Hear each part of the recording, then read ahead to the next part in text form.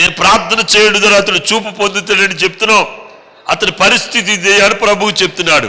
ప్రభువుకి తెలియదమ్మా, నా స్థితి ఏంటో ఆయనకి తెలుసు, నీ స్థితి ఏంటో ఆయనకి తెలుసు.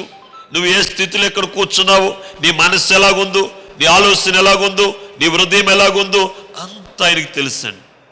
మనం ఏం చేస్తామంటే పై రూపాన్ని చూస్తామండి. ఏం చూస్తారు? పై రూపాన్ని చూస్తాం. ఎన్నిసార్లు మనం పై రూపం చూసి మోసపోయామండి. ఒక వ్యక్తి మారిపోయాడు అనుకుని ఎన్నిసార్లు మోసపోతున్నాం మనం. ఈడు మంచోడు అనుకుని ఎన్నిసార్లు మోసపోతున్నాం. మనం ఏం చూస్తున్నామండి? పై రూపాన్ని చూస్తున్నాం, మాటను చూస్తున్నాం. కానీ దేవుడు హృదయంతరంగాలను చూస్తున్నాడండి. దేవుడు హృదయంతరంగాలను చూస్తున్నాడు. కనుక ప్రియమైనటువంటి వాళ్ళరా, కనుక ఆయనకి సమస్తము తెలుసు. ఆయనకి చాటైనది మరుగైనది ఏది లేదండి. నేను ఇలా చేస్తున్నాను అలా చేస్తున్నాను ప్రభుకి చెప్పక్కర్లేదండి. మన భక్తి ఎంతో, మన విశ్వాసం ఎంతో, మన దైవికమైనటువంటి స్థితి ఏంటో అన్నీ కూడా ప్రభుకు తెలుసు. ఎందుకంటే ఆయన మనలను త్రాసులో పెట్టి ఏం చేస్తున్నాడండి? చూస్తున్నాడండి. మన భక్తి ఆయనకి తెలుసు. కనుక మనం ఆయనకి చెప్పనక్కర్లేదండి, సమస్తమైన తెలుసు అండి.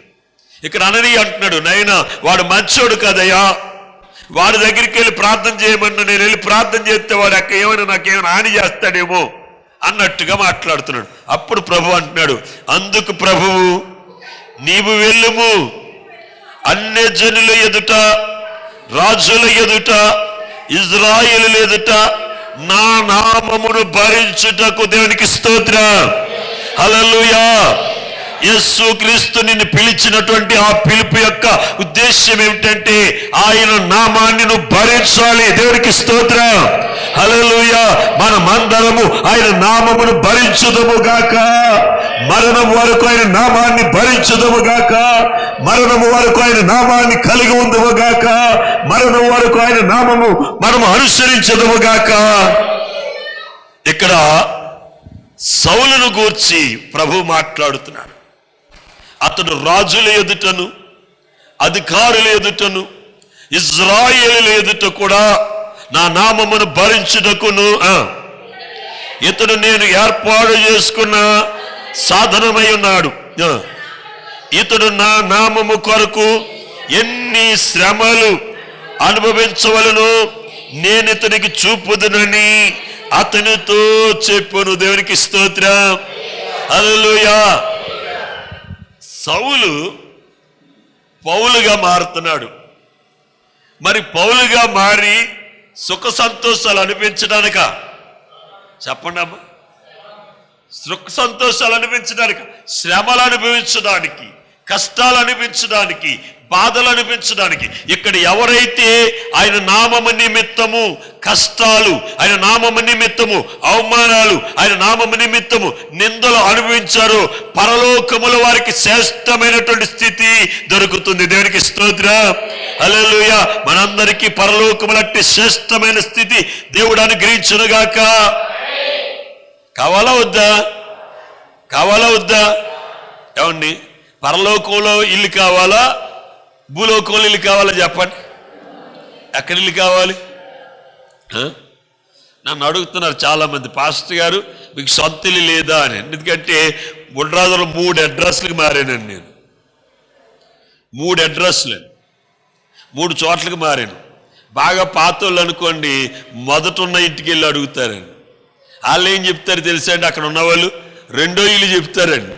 పోనీ 3వ ఇంటికి వెళ్ళామని 3వ చెప్పట్లేదండి, 2వ ఇంటికి అండి. మొన్న ఒక ఆయన అన్నాడు, చాలా అలసిపోయండి మా ఇంటికి వచ్చి శుభలేఖ ఇవ్వడానికి వచ్చాడండి.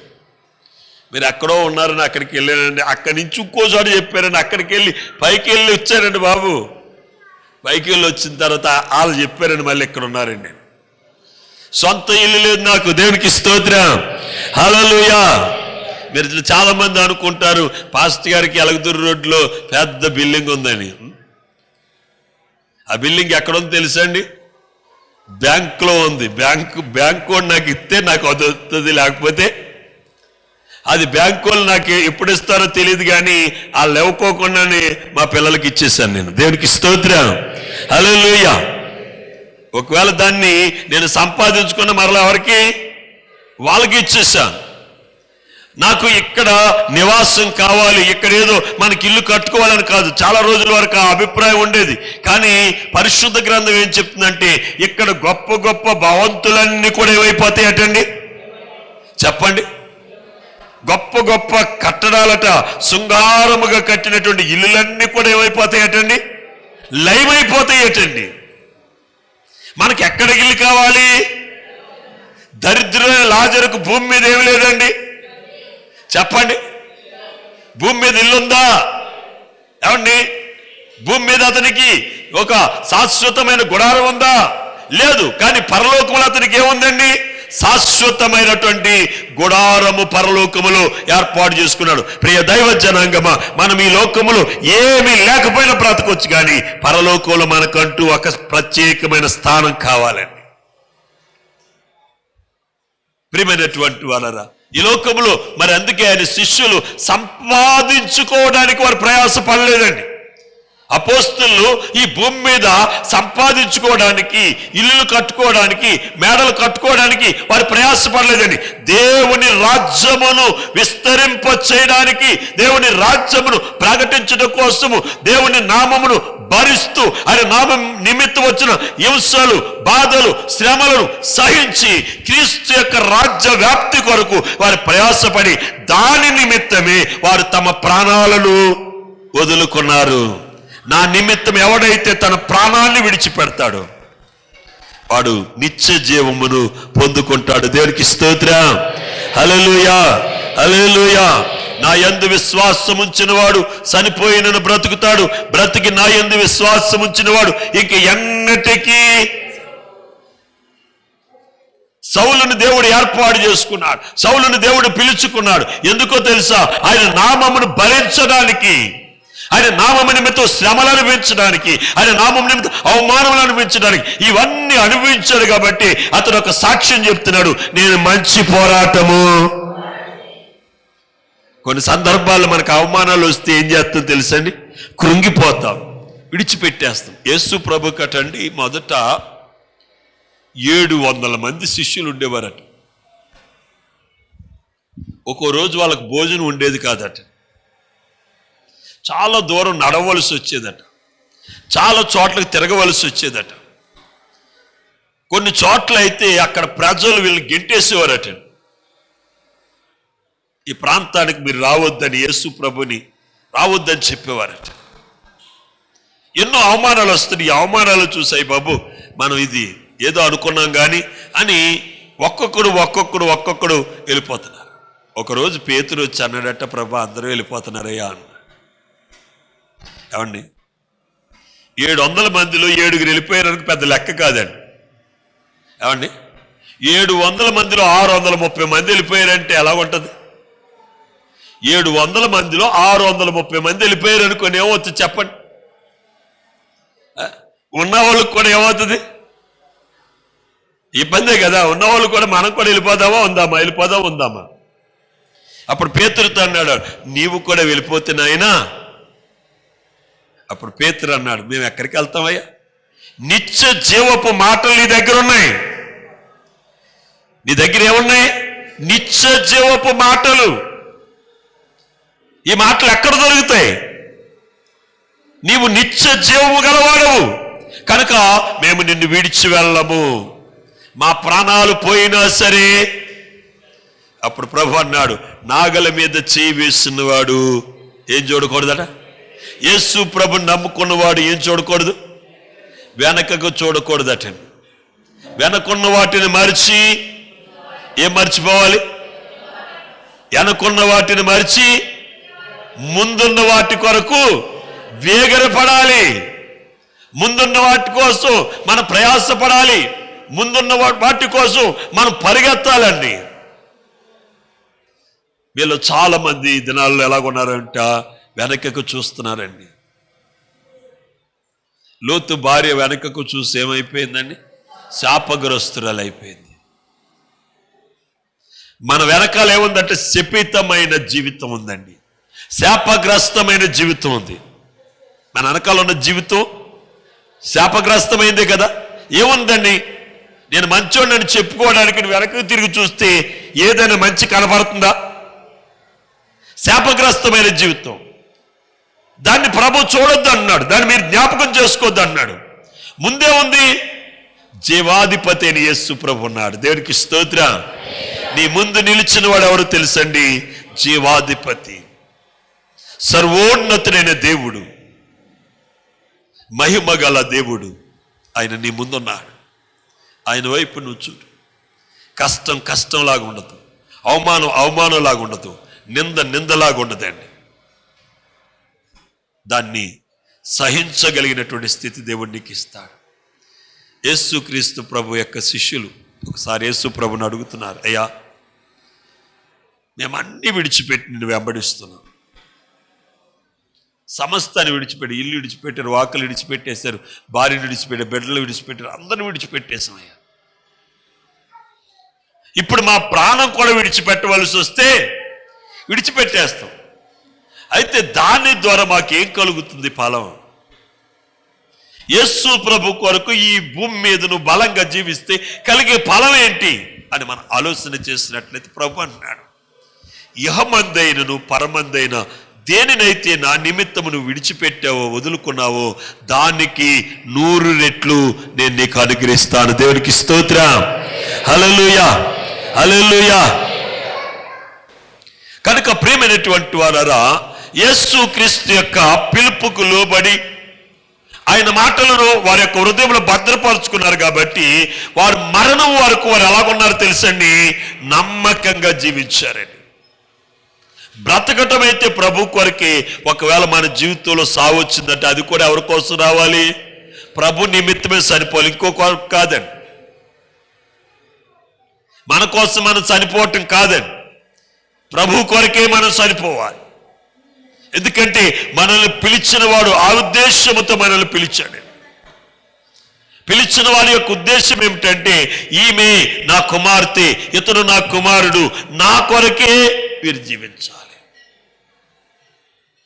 నా నామము నిమిత్తమే వీరు జీవించాలి, నా చిత్తాన్ని నెరవేర్చాలి.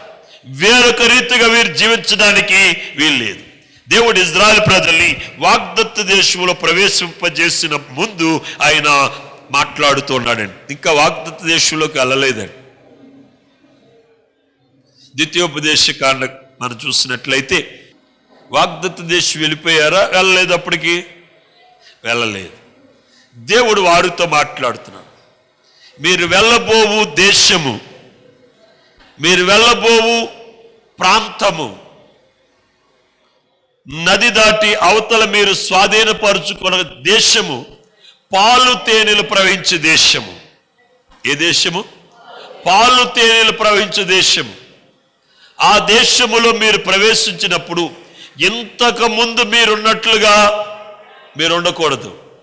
కనుక ఈ రాత్రి మిమ్మల్ని మీరు ఏం చేసుకోమన్నాడు? పరిశుద్ధపరచుకోమన్నాడు. అది ఎలాగంటే, నా ఆజ్ఞలను, నా కట్టడలను, నా విధులను మీరు అనుసరించి నడుచుకోవాలి. దానికి వేరుగా ఏమి చేయడానికి మీరు వీల్లేదు. నేను తప్ప వేరొక దేవుడు మీకు ఉండకూడదు. ఆకాశం ఎందే గాని, భూమి ఎందే గాని, భూమి కింద జలములు ఎందే గాని ఏ రూపాన్ని మీరు చేసుకోకూడదు. దేనికి మీరు సాగిలపడకూడదు, దేనికి మీరు మొక్కకూడదు. నేనే దేవుడను, నేను తప్ప వేరొక దేవుడు లేడు, నేను రోషము గల దేవుడను. దేవునికి స్తోత్రం. హల్లెలూయా. ఈ రాత్రి దైవ సన్నిధిలో ఉన్నటువంటి ప్రియ దైవ జనాంగమ, నీతో నాతో ప్రభు మాట్లాడుతున్నాడు. ఆయన ఎందుకు మనల్ని పిలుచుకున్నాడంటే, ఆయన నామమును మనము భరించడానికి. ఏం చేయడానికి పిలుచుకున్నాడండి? ఆయన నామాన్ని భరించాలి. ఎప్పటి వరకు అంటే, మనము చనిపోయే వరకు. ఎవడైతే నన్ను వెంబడింపగోరును వాడు తన సిలువనెత్తుకొని నన్ను వెంబడించాలి. యేసు ప్రభు దగ్గర ప్రతి ఒక్కరికి ఒక సిలువ ఉందండి. ఏమండి, యేసు ప్రభు ఏమెత్తుకున్నాడు? తన సిలువను తాను ఎత్తుకున్నాడు. అలాగే మనకు కూడా ఒక సిలువ ఉంది. ఆ సిలువను ఎత్తుకుని మనం ఏం చేయాలి? వెంబడించాలి. ఆ సిలువ ఏంటో తెలుసా? యేసుక్రీస్తు మన సిలువను ఆయన ఎత్తుకుని ఆయన సిలువను మనకిచ్చాడు. దేవునికి స్తోత్రం. మన సిలువలో పాపం ఉన్నది, ఆయన సిలువలో ఏముంది? రక్షణ ఉంది. ఆ సిలువను రక్షణను మనం ఎత్తుకుని ఆ రక్షణను మనం ఏం చేయాలట? మన ప్రాణం పోయే వరకు క్రీస్తు యేసు ఇచ్చిన రక్షణను మనము భరించి దాన్ని చాలా జాగ్రత్తగా ఏం చేయాలండి? కాపాడుకోవాలి. మన జీవితం కూడా ఎప్పుడైతే నువ్వు ఉదయము, మధ్యాహ్నము, రాత్రి నువ్వు ఎప్పుడైతే ప్రార్థన చేసుకున్న వాక్యాన్ని నువ్వు ధ్యానం చేస్తున్నావో, నువ్వు ధ్యానం చేస్తున్న వాక్యము, నీ ప్రార్థన నీ కుటుంబానికి ఏం చేస్తుందంటే నీరు కట్టి, నీ కుటుంబానికి ఏం కడుతుందండి? నీరు కడుతుంది. నీరు సమృద్ధిగా ఉన్నటువంటి చోటు మరి భూమి ఏమవుతుందండి? సస్యశ్యామలంగా ఉంటుందండి. నీరు సమృద్ధిగా ఉంటే భూమి ఎలాగుంటుంది చెప్పండి? సస్యశ్యామల, పచ్చదనంగా ఉంటుందండి. మన కుటుంబం కూడా ఎలాగుండాలి? పచ్చగా ఉండాలి. మొన్న ఒకసారి చెప్పినట్టున్నాను మీకు. ఏ ధనం గురించి? పచ్చదనం గురించి. ఎలాగ ఉండాలని? పచ్చదనమును గూర్చి చెప్పాను. దేవునికి స్తోత్రం, హల్లెలూయా. పచ్చగా ఉండాలంటే మామిడాకులు కట్టుకోవటం కాదండి, మామిడి తోరణాలు కట్టుకుని పచ్చగా ఉండటం కాదండి. మన బ్రతుకు ఎలాగ ఉండాలండి? పచ్చగా ఉండాలి. ఎప్పుడైతే మన బ్రతుకు పచ్చగా ఉందో అప్పుడు మనం ఏమవుతాం? పూత పోస్తామండి. ఎప్పుడైతే మనం పూత పోసామో కాయలు కాస్తాం. ఎప్పుడైతే కాయలు కాసామో మనం ఏం చేస్తాం? ఫలిస్తాం. ఒక నీరు కట్టబడిన తోట ఎలాగుంటుందని తెలుసండి? పచ్చగా ఉంటుంది, పూతతో ఉంటుంది, కాయలతో ఉంటుంది, ఫలాలతో ఉంటుందండి. యేసయ్య తోటలో నాటబడిన చెట్టు ఎలాగుంటుందని తెలుసండి? 12 నెలలు 12 కాపు. మనం ఎక్కడ నాటబడ్డాం? యేసయ్య తోటలో. 12 నెలలు 12 కాపులు కాస్తలేదనుకోండి, మనం ఎక్కడున్నాం? ఇంకాను భౌతికంగా మనుషులు ఎక్కడున్నాం, కానీ ఏరు ఎక్కడుందండి? మనుషులు ఎక్కడ ఉన్నాం, ఏరు ఎక్కడుంది? లోకంలో ఉందండి. వేరు ఎక్కడుంటేనే, క్రీస్తులో మన యొక్క వేరు సాగితేనే, క్రీస్తులో మనం నిలిచి ఉంటేనే మనము ఫలిస్తాము. ఆయన అన్నాడు, నాకు వేరుగా ఉండి మీరేమీ చేయలేరు. నాకు వేరుగా ఉండి. ప్రియ దైవ జనాంగమా, నువ్వు ఆయనకు వేరుగా ఉన్నావేమో. అందుకే నీ జీవితములో బంగారం పట్టుకుంటే ఏమైపోతుంది? ఆయనకు వేరుగా ఉన్న వారి పరిస్థితి ఎలాగుంటుందంట? వారి చేతితో బంగారం పట్టుకుంటే ఏమైపోద్దట? చెప్పాలి. ఎలాగా చెప్తుంటే ఏమంటున్నారంటే, మమ్మల్ని అందరినీ కూడా మా చేతులు మట్టి అయిపోవాలని కోరుకుంటున్నారా పాస్టర్ గారు అంటున్నారు. నేను అంటలేదమ్మా.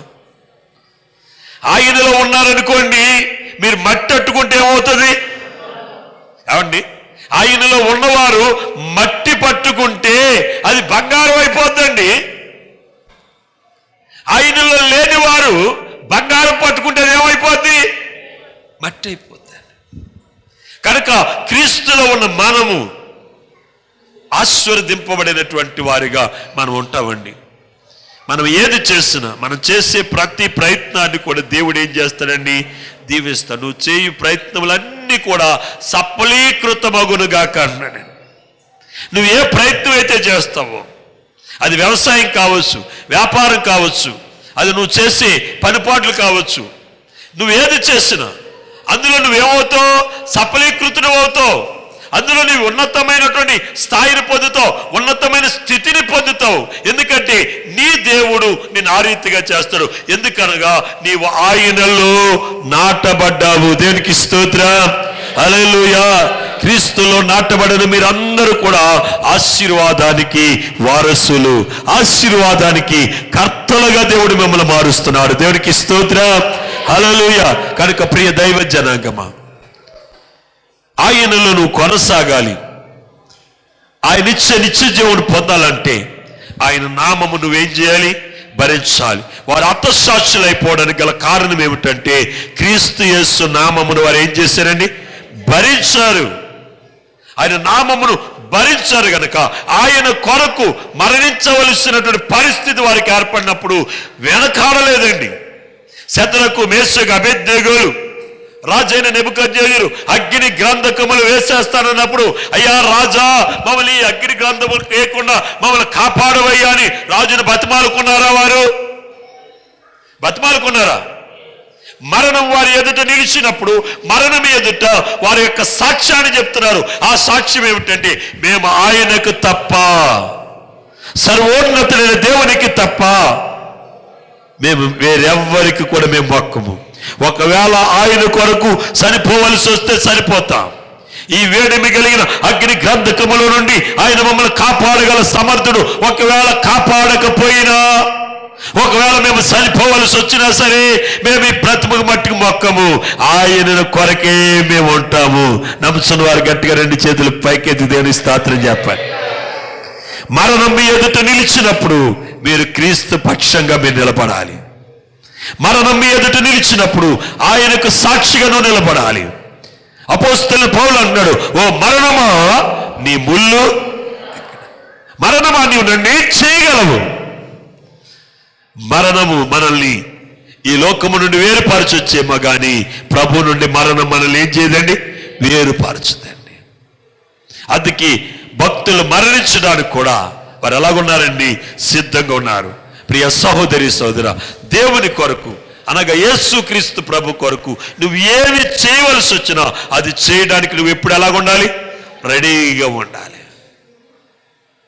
ఆయన చెప్పిన పని, ఆయన చేయమన్నది నువ్వు చేస్తే నీ కోసము పరలోక ద్వారాలు ఏం చేస్తాడండి, దేవుడు తెరుస్తాడు. దేనికి స్తోత్రం, హల్లెలూయా. పరలోక ద్వారాలు తెరవబడేంట పట్టజాలనటువంటి కృపండి. దైవజనుడైనటువంటి ఏలియా గారు చెప్పినట్లు ఆ సారేపత్తులో ఉన్నటువంటి విధవరాలు చేసిందండి. ఎవరు చెప్పినట్టండి? దైవజనుడైన ఏలియా గారు చెప్పినట్టు. ఆమె అలాగా చేయటను బట్టి దేవుడు ఏం చేశాడండి, పరలోక ద్వారాలు తెరిచాడండి. కరువు కాలంలో కూడా ఆమె ఇంట్లో ఏమి లేదండి. దేశంలో కరువు ఉంది, దేశంలో కరువు ఉంది, ఆమె ఇంట్లో కూడా కరువు ఉంది. వీళ్ళు చాలా మంది అమ్మా దేవుని సన్నిధిలో ఫలాలు చేయంటే అయ్యా మా ఇంట్లో కరువు ఉందయ్యా అంటున్నారు. ఆ దినాల్లో కరువు లేదా? ఏమండి, ఆ విధవరాల ఇంట్లో కరువు లేదా? ఆ పూటకు మాత్రమే ఆహారం ఉంది. రేపు పొద్దున్న ఎలా బ్రతకాలో కూడా తెలియని పరిస్థితి. అయితే దైవజనుని మాట వింది. మీలో ఎంతమంది దైవజనుని యొక్క మాట వింటున్నారు? ఈ రాత్రి దేవుని యొక్క ఆత్మ మిమ్మల్ని ప్రశ్నిస్తుంది. దైవజనుని మాటకు మీలో ఎంతమంది లోబడుతున్నారు? ఆమె దైవజనుని మాట దేవుని మాటగా ఆమె స్వీకరించింది కనుక దేవుడు ఆమె ఇంట్లో ద్వారాలను తెరిచేసాడండి. రోజు కడిగేస్తుందండి. కానీ మన్నాడికి ఏం చేస్తుంది? రోజు ఏం చేస్తుంది? పాత్రలో పిండి అయిపోతే ఏం చేస్తాం చెప్పండి? ఏమండి, నూనెకాయలో నూనె అయిపోయింది అనుకోండి, ఏం చేస్తాం? కడిగి బోర్లు ఇచ్చి మరలా నూనె తెచ్చుకుంటాం. అంతే, అలా తెచ్చుకోం కదండి. అండి, నూనె అయిపోయేటప్పటికి నూనెకాయలు ఏముంటుంది? నూనె అయిపోయేటప్పటికి నూనె చేసాలు ఏముంటుంది చెప్పండి? నూనె అయిపోయి ఎందుకు కడగాలి? నూనె చేసాలు ఏముంటుంది? మడ్డ అంతా కిందకు వచ్చేస్తుందండి. ఎంత కాస్ట్లీ నూనె తెచ్చుకున్నా సరే. కల్తీ నూనె అయితే పర్లేదు, కానీ మంచి ఒరిజినల్ నూనె అనుకోండి, ఎంత డబ్బెట్టుకున్నా సరే ఆ నూనెకాయలు అడుక్కేమొస్తుంది చెప్పండి? మడ్డ వస్తుందండి. కల్తీ చేస్తే రాదండి. కల్తీ నూనెలు కదండి ఇప్పుడు వచ్చేయన్నీ కూడా మడ్డి చేరదండి. మీరు గానుగ దగ్గరికి వెళ్ళి 400 ఎట్టి నువ్వుల నూనె తెచ్చుకోండి. అండి, మామూలు నూనె ఎంతకు వస్తుంది? 150 రూపాయలకు వస్తుంది. లేకపోతే ఇంకా సవగ్గా 120 రూపాయలకు కూడా వచ్చే నూనెలు ఉన్నాయి. కానీ గానుగ కాడికి వెళ్ళి మనం తెచ్చుకుంటే ఇప్పుడు ఎంత? 400 రూపాయలు తీసుకున్నాడు. 350 నుంచి 400 దాకా. తెలిసిన వాళ్ళకి అయితే 350, 360కి ఇస్తున్నారు. కొత్త వాళ్ళు ఎవరైనా వెళ్తే 400 తక్కువ లేదంటున్నారు. ఆ నూనె తెచ్చుకున్నాం అనుకోండి, అడిగేం చేస్తుంది? మడి చేరుతుందండి. అయిపోతే కడిగేస్తాం. ఆమె రోజు అదే పని చేస్తుందండి. మరుసటి రోజుకి మరలా ఏం చేస్తుంది తెలుసండి? పిండి వచ్చేసి ఉంటుంది. పిండి వచ్చేసి ఉంటుంది. ఎందుకు ఈ కార్యం జరిగింది అక్కడంటే, దేవుడు అంటాడు, ఆమె నా దాసుని యొక్క మాటకు లోబడి మొదటి అప్పం తెచ్చి ఎవరికేస్తుంది? ఎవరికేస్తుంది? మీలో ఎంతమంది మొదటి తెచ్చి దైవజనుడికి ఇస్తున్నారు చెప్పండి? దేవుడికి స్తోత్రం. మొదటి తెచ్చి దైవజనుడికి మీలో ఎంతమంది ఇస్తున్నారమ్మా? మీ కుటుంబాలు ఆశీర్వదింపబడి మీ జీవితాల్లో మీ కుటుంబంలో కరువు లేకుండా ఉండాలంటే మొదటిది ఎవరికి ఇవ్వాలి? దేవుని దాసునికి మీరు ఇవ్వాలి. తద్వారా మీ కుటుంబాలు ఆశీర్వదింపబడతాయి. ఆ సారేపత్తులు ఆ విధవరాల యొక్క కుటుంబం అటండి భూమి మీద వర్షము కురిసి మరల పంట పండి పంట చేతికి వచ్చేదాకా ఆమె తొట్టిలో పిండి అయిపోలేదట, బుడ్డిలో నూనె అయిపోలేదట. కరువులో ఆమె ఇంట్లో ఏముందండి? కరువులో ఏముంది? సమృద్ధి ఉంది. ఆ కరువు కాలము ఆమె దైవజనుని భరించింది కనుక దేవుడు ఆమెను భరించాడు. దేవునికి స్తోత్రం. నీవు దేవుని నామాన్ని నువ్వు భరిస్తే దేవుడు నిన్ను భరిస్తాడు. దేవుడు నిన్ను భరించాలంటే నువ్వు ఆయన నామాన్ని ఏం చేయాలి? భరించాలండి. పౌలు ఆయనను భరించాడు కాబట్టి దేవుడు కూడా పౌలుని ఏం చేశాడండి? పౌలును బట్టండి వాడలో ఉన్నటువంటి వారందరినీ దేవుడు కాపాడాడు. ఆ వాడలో దాదాపుగా కొన్ని వందల మంది ప్రయాణం చేస్తున్న కొన్ని వందల మంది ఆ దోషులు, నేరగాళ్ళు, ఖైదీలు ఉన్నారండి. వాళ్ళతో పాటు సిబ్బంది అంటే పోలీస్ సిబ్బంది ఉంది, ఆర్మీ సిబ్బంది ఉంది. ఈ వాడలో వీళ్ళందరినీ కూడా ఒక ప్రత్యేకమైన దీపములో ఉన్నటువంటి జైల్లో పెట్టడానికి వీళ్ళు తీసుకెళ్తున్నారు. అప్పుడు పెద్ద తుఫాను కలిగితే ఒక్క ప్రాణం కూడా పోకుండా దేవుడు కాపాడు. అయ్యా ఎవరి కోసం ఈ కార్యం చేసావంటే పౌలు కొరకు. దేవుడికి స్తోత్రం. పౌలు దేవుణ్ణి భరించాడు గనుక దేవుడు అతన్ని భరిస్తున్నాడు.